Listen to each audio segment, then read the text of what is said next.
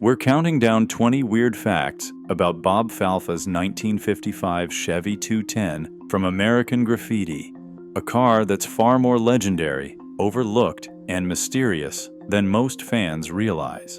From the surprising Hollywood connections and forgotten hot rod builders to authentic drag racing secrets and unpredictable filmmaking risks, some of these facts will completely change how you see this so-called villain car. As the countdown unfolds, we'll reveal not just technical shockers, but the story of a machine built for real speed and ultimately lost forever. Which detail makes this Chevy the rarest of them all? Let's kick off our list at number 20 with the truth about this overlooked villain car. Number 20. Bob Falfa's black 1955 Chevy is the villain car most fans overlook. While Milner's yellow coupe soaks up the spotlight, Falfa's Chevy is just as crucial to American Graffiti's story. This car isn't just background, it's the challenger, the outsider, the machine that brings real threat to the local hero. The film's climactic drag race hinges on its presence, and every moment it appears, the tension ratchets up. Here's what most people miss. Without this menacing Chevy, there's no showdown, no stakes, and no true test for Milner's legend. That's the overlooked power of the villain car. Number 19. Bob Falfa's black Chevy wasn't just a movie car, it carried a future superstar. Before he was Han Solo or Indiana Jones, Harrison Ford was a 30-year-old carpenter taking small acting jobs to pay the bills. American Graffiti gave him his first major speaking role, and the '55 Chevy became his on-screen calling card. Ford's scenes behind the wheel helped set the stage for his rise in Hollywood, years before Star Wars made his name a household word. That's the real backstory, a legendary actor's breakout moment, sealed forever in the roar of a drag strip night. Number 18. The craftsmanship behind Bob Falfa's Chevy came from the same hands that built Milner's legendary yellow coupe. Henry Travers, along with Bob Hamilton, was the master hot rod builder responsible for both cars in American Graffiti. Travers' shop didn't just slap on movie props, he built real hot rods, paying close attention to period-correct details and structural integrity. That meant the so-called villain car was every bit as authentic and race-ready as the hero's ride. The result? Two cars, opposite sides of the story, but both products of the same uncompromising workshop. That's the level of build quality hiding in plain sight. Number 17. Bob Falfa's black Chevy wasn't just a fast car, it was a symbol straight out of hot rod folklore. In the early 1960s, drag racing culture was split between local street heroes and the so-called heavy, the outsider who rolled into town with a professional setup and something to prove. Falfa's arrival in American Graffiti channels this myth perfectly. He's the stranger with a car built for business, not for show, and he's here to challenge the local legend on his own turf. That's the real tension. The car isn't just menacing, it's a rolling threat to the established order, echoing a time when the line between street racing and organized drag competition was starting to blur. Number 16. The choice of a 1955 Chevrolet 210 two-door sedan wasn't about flash, it was about practicality. In Chevy's lineup, the 210 was the middle ground between the bare-bones 150 and the upscale Bel Air. For a racing build, the two-door sedan body offered more structural strength than a hardtop or convertible, making it the smart pick for real drag racing modifications. By the early 1970s, these 210 sedans were affordable and easy to find, which mattered for a film with a tight budget. The result? A car that's all business, solid, accessible, and ready for serious performance upgrades. Number 15. Bob Falfa's Chevy wasn't just a movie prop, it was a real drag racing machine. The builders reinforced the chassis, swapped in a heavy-duty transmission, and fitted the car with a drag-spec suspension built to take the punishment of hard launches. Every modification served a purpose, to make the car capable of running a true quarter-mile at speed, not just looking fast for the camera. Restoration photos and builder notes confirm it. This was a hot rod that could actually compete, not a hollow shell. Authenticity mattered, and it shows in every detail under the skin. Number 14.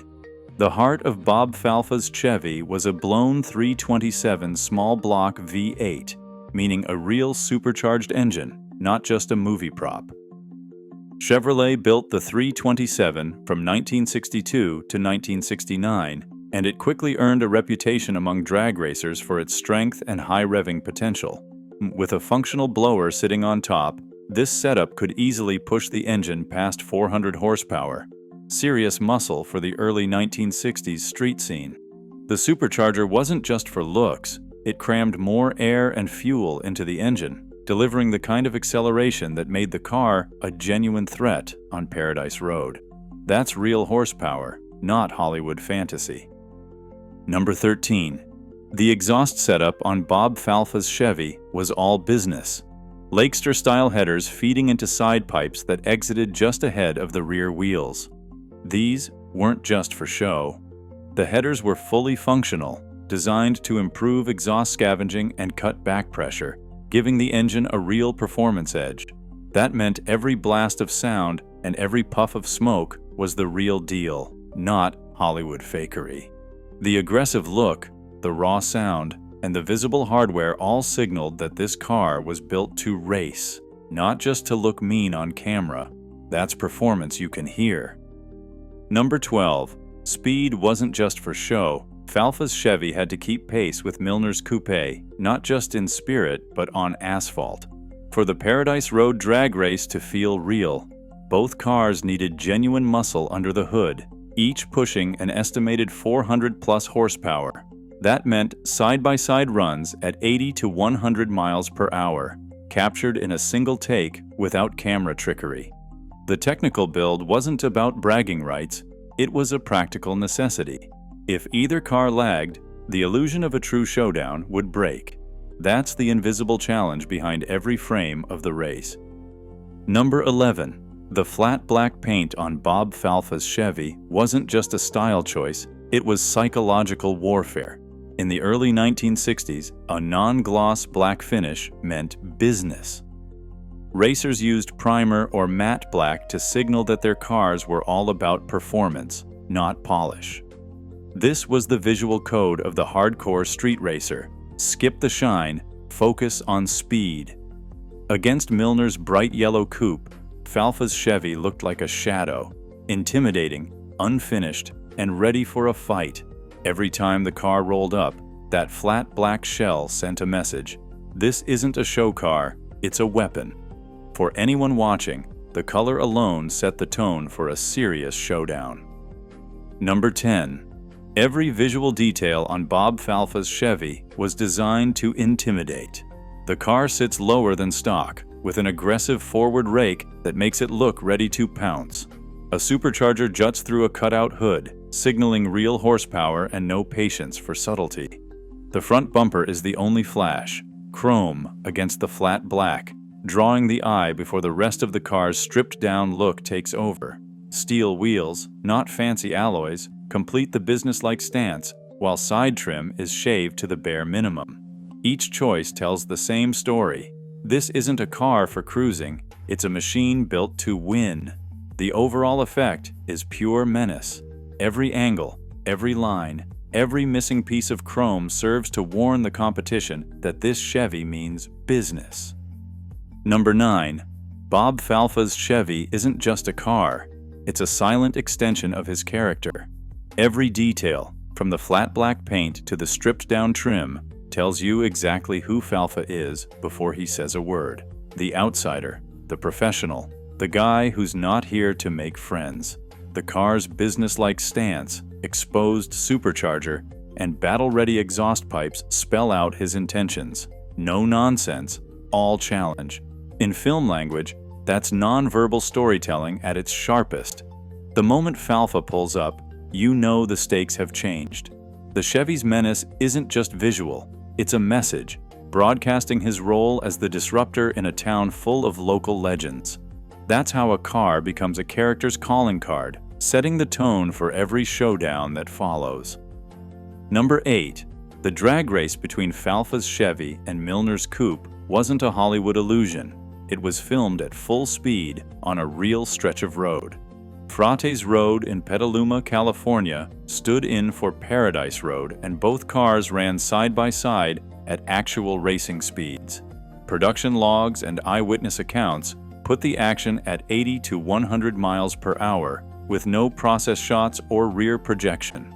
The crew didn't rely on camera tricks or sped-up film. Every roar of the engines, every blur of chrome, was captured as it happened. Two purpose-built hot rods tearing down a public road in the middle of the night. That's the level of authenticity and risk baked into the film's most iconic scene.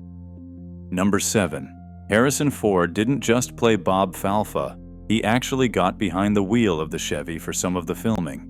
Ford handled the moderate speed driving himself, especially in scenes featuring dialogue or cruising shots. But when it came to the high-speed drag race or the climactic crash, the production brought in professional stunt drivers. Ford's willingness to drive the car added a layer of realism to his performance, but safety always came first, especially with real cars running at night on public roads. Stunt logs and production interviews confirmed the split. Ford took the wheel for controlled setups, while the pros handled the dangerous maneuvers.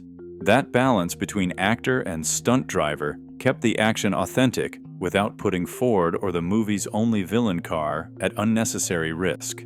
The result? Every shot feels personal, but nothing was left to chance. Number 6. Shooting the Paradise Road drag race at night turned filmmaking into a high-wire act. Massive lighting rigs had to flood the road without blinding drivers or blowing out the film stock. A balancing act that left no room for error. Crew members worked in near darkness, wrangling cables and equipment while two real hot rods blasted past at highway speeds. Traffic was rerouted, police blocked off intersections, and every camera angle was carefully chosen to avoid stray headlights or streetlights breaking the illusion. Safety protocols tightened with each take, but even then, near misses crept in.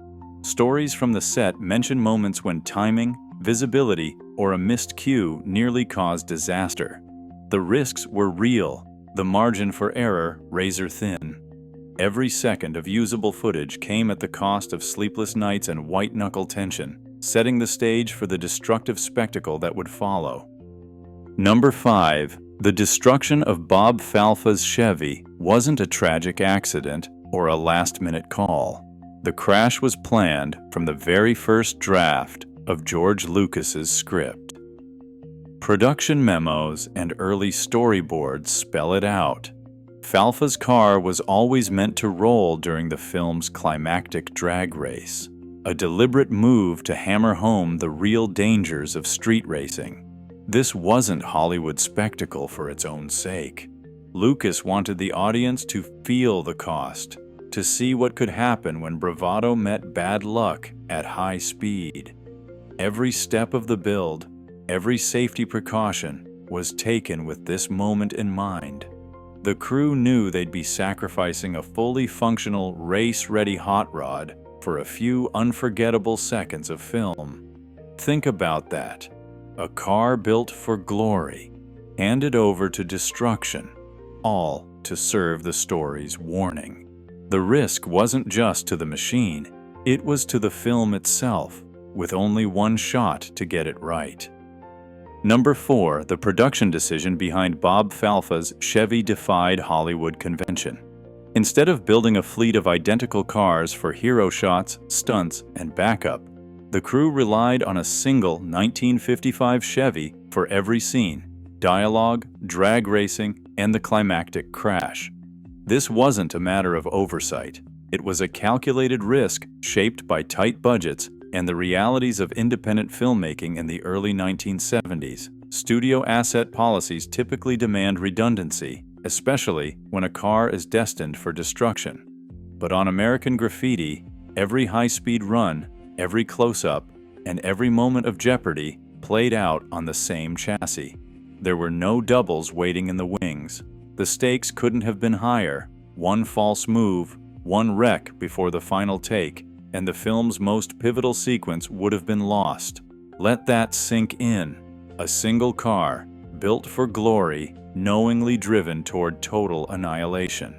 That's the kind of gamble you don't see anymore. Number 3. The crash that ended Bob Falfa's 1955 Chevy was total and irreversible. During the climactic drag race, the car rolled multiple times, tearing through the darkness and coming to rest as a twisted wreck. The frame was bent so badly that no amount of shop labor could have straightened it. Body panels were crushed and folded, glass shattered, and the once mighty supercharged engine was left mangled beyond recognition. On-set photos capture the aftermath: the roof caved in, doors buckled, and the drivetrain torn from its mounts. Stunt reports confirm the devastation. Every major component was either cracked, warped, or broken clean off. There wasn't a single panel or part left untouched. This wasn't a fender bender or a staged Hollywood near miss. It was a full commitment to destruction, leaving nothing behind but scrap. The car that had thundered down Paradise Road was now nothing more than a cautionary tale in twisted steel. That level of loss made the next step inevitable. In second place, the final fate of Bob Falfa's 1955 Chevy is almost hard to believe. After the climactic crash scene wrapped, the car, once a real, running hot rod, wasn't set aside for display or tucked away in a studio warehouse. Instead, it was hauled off to a local salvage yard and processed as ordinary scrap. There are no bills of sale, no records of private collectors swooping in, and no reports of the studio holding back even a single major component. Crew anecdotes and period accounts agree. The wreck was so far gone, there was nothing left worth saving. If any small souvenirs escaped, like a shifter knob or emblem, they disappeared quietly, with no documentation. The car that thundered down Paradise Road was reduced to crushed metal, recycled without ceremony. No museum plaque, no collector's garage, just a blank space where a legend used to be. That's the full stop before the myth takes over. Bob Falfa's black 1955 Chevy from American Graffiti isn't hidden away or restored. It's simply gone. After its dramatic on-screen crash, the car was scrapped entirely, leaving nothing behind. No frame, no engine, not even a badge survived for collectors to chase. Every other major car from the film, Milner's coupe, Steve's Impala, Toad's Vespa, still exists in some form, but Falfa's Chevy lives only in film reels and faded production stills. Replica builders and die-cast makers rely on grainy screenshots, guessing at dimensions and details, chasing a ghost. The absence has only fueled its legend. Each time the movie plays, that Chevy flickers across the screen, untouchable, untraceable, and more myth than machine. Its story is defined not by preservation, but by the complete erasure of its physical presence. The rarest American Graffiti car is the one that can never be found, restored, or displayed. It's a legend, precisely because nothing remains. From its overlooked status as the ultimate villain car to the shocking revelation that not a single piece survives today, these 20 weird facts about Bob Falfa's 1955 Chevy 210 chart a journey from hidden detail to outright myth. Across every entry, one theme stands out. This wasn't just a movie prop, but a real, race-ready machine, built by the same hands as the film's hero coupe, equipped with genuine drag hardware, and filmed at true street racing speeds. From the psychological edge of its flat black menace to the intentional, scripted destruction in a single, unrepeatable crash, each fact peels back another layer of authenticity and sacrifice. The most extreme entries, total loss, scrapping, and absolute absence, push this car beyond collectible status into legend. The list makes clear, within classic movie cars, none is rarer or more elusive. Falfa's Chevy exists now only on celluloid, a symbol of how far filmmakers once went for realism. and a reminder that some icons are immortal precisely because they're lost forever.